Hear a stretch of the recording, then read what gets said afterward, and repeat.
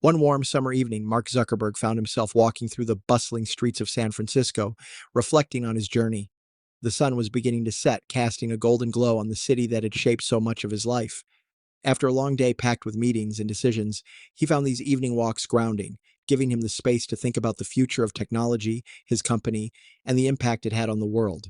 As he walked, he noticed a familiar rhythm in the city, the sound of footsteps, distant chatter, and the hum of the busy crowd, all woven together like a symphony. But that evening, something caught Mark's attention. As he walked down a quieter stretch of Michigan Avenue, Mark spotted a young boy sitting on the sidewalk. He was working on an old, battered laptop that looked as though it had seen better days. The boy was so engrossed in his task that he didn't seem to notice the world around him.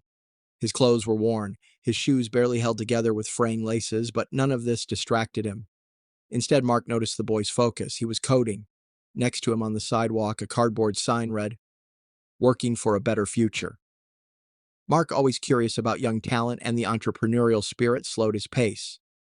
The crowd around him was busy, hustling past in their usual rush, but Mark felt a pull to this boy, as if something important was happening right in front of him. He approached slowly, trying not to startle the boy. "Hey there," Mark called out softly. The boy looked up, his eyes wide with surprise. At first there was a flash of confusion, then recognition. Mark could see a mix of surprise and a quiet confidence in the boy's gaze. "What are you working on?" Mark asked, sitting down next to him. He didn't ask if the boy minded sharing. It was obvious that the boy's work meant everything to him. "I'm coding," the boy replied, his voice steady but calm, as though he had said this countless times before. Mark leaned in, glancing at the screen. The code the boy was writing was impressive. It was complex, clean, and well-structured. Mark could immediately tell that this boy, despite the challenges he faced, had a natural talent for programming. The work wasn't simple. This was the kind of code Mark had seen from developers in his own company, people who had years of experience. "That's impressive," Mark said. "How old are you?" "I'm 16, the boy replied. "And you?" "I'm Mark Zuckerberg, founder of Facebook," Mark said, offering a friendly smile. The boy blinked in surprise. "Facebook?" he repeated, as though trying to process the name. "Wow, I've heard of you. You changed the world, didn't you?" Mark laughed softly, though he couldn't deny the truth of the boy's words. "We tried. But what about you, Alex? What's your story?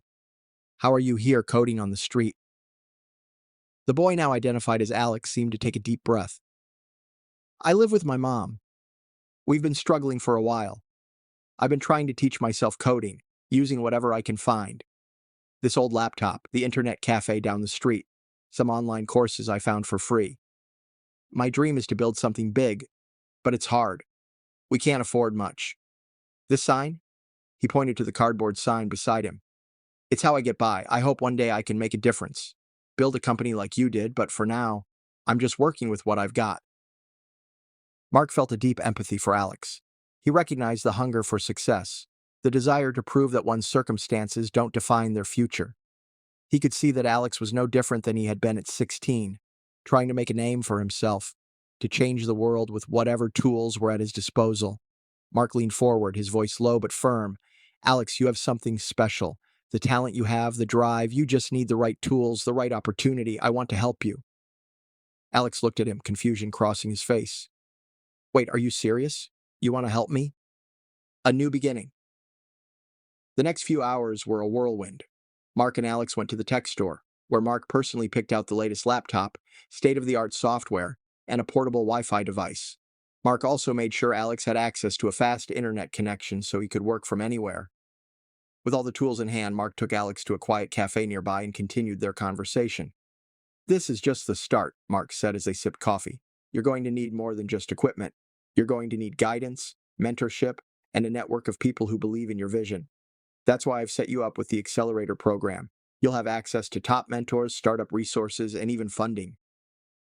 Alex's eyes widened as he processed the words. "You mean I'm really in?" Mark nodded. "Yes, but remember, this is just the beginning. You've got to keep working, keep pushing yourself. Your success isn't guaranteed, but if you keep believing in yourself, you'll find a way." "Mark, I don't even know how to thank you," Alex said, his voice filled with awe. "You've given me a chance I never thought I'd have." "You don't need to thank me," Mark said with a reassuring smile. Just make sure you pay it forward someday. Help someone else the way I'm helping you. 1 year later, a year passed, and Alex's life had completely transformed. With the new resources and mentorship, Alex launched an app that helped young people learn coding for free. The app quickly gained traction, and within months, it had thousands of active users, many of whom were like Alex, young, driven, and determined to create their own path. Alex had not only built a successful platform, but had also become a beacon of hope for others, a reminder that success isn't just for the privileged, but for anyone willing to work hard and believe in themselves. Mark followed Alex's journey closely, checking in every few months to see how he was doing. Alex's app had expanded beyond what Mark could have imagined. Alex had grown into a respected leader in the tech world, speaking at conferences, mentoring other young entrepreneurs, and continuing to push his app to new heights. One day, Mark decided to visit Alex at his new office. The space was filled with young programmers, all working hard to develop new tools and resources for aspiring coders. Alex, now at the helm of a small but thriving company, welcomed Mark with a smile. "Mark, I can't believe you're here," Alex exclaimed. Mark sat down across from him, taking in the energy of the office. "I've been watching your progress, Alex. You've done an incredible job. This is exactly what I hoped for when I helped you. You've taken the opportunity and run with it." Alex nodded, a deep sense of pride in his voice. "I won't forget it, Mark. You changed my life. And now I'm changing others' lives. That's what it's all about, right?" Mark smiled warmly. "Yes, that's exactly it. But remember, the journey doesn't stop here. You're now in a position to give others the same chance you had. Don't forget to help them along the way."